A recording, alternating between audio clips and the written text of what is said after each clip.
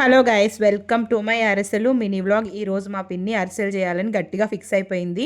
So stove తీసుకొచ్చి ఇంటి మధ్యలో పెట్టేసిందనమాట. ఇంకా అందరం కలిసి ఆడుతూ పాడుతూ అరిసెలన్నీ చేసేసాము. సో సంక్రాంతి పిండి వంటల్లో నాకు బాగా ఇష్టమైనవి ఏదన్నా ఉన్నాయి అని అంటే అవి ఈ అరిసెలేనండి. ఈ అరిసెలు చేయడానికి కొంచెం ప్రాసెస్ ఎక్కువే ఉంటుంది, కాకపోతే టేస్ట్ కూడా సూపర్గా ఉంటాయి కదా. అయినా పండక్కి పిండి వంటలు చేసుకుంటే ఆ సరదానే వేరు. ఈ అరిసెలు చేయడానికి ఒకరు ఇద్దరు ఉంటే సరిపోదండి, కొంచెం ఎక్కువ మంది ఉంటే ఈజీగా చేసేసుకోవచ్చు. ఈ అరిసెల్లో చాలా కష్టమైన ప్రాసెస్ ఏదైనా ఉంది అంటే అది ఈ పిండి కలపడమే అనమాట.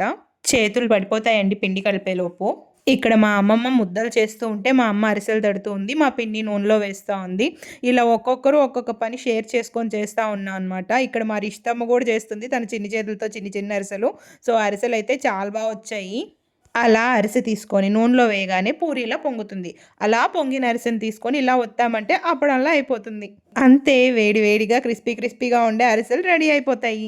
అరిసెలతో పాటు మురుకులు కూడా చేసేసాము. మేమైతే మురుకులు అంటాము, మీరేమంటారు? జంతికలు అంటారు కొంతమంది. అలా డిఫరెంట్ నేమ్స్ ఉంటాయి కదా. నాతో కామెంట్స్లో షేర్ చేసుకోండి. బాయ్.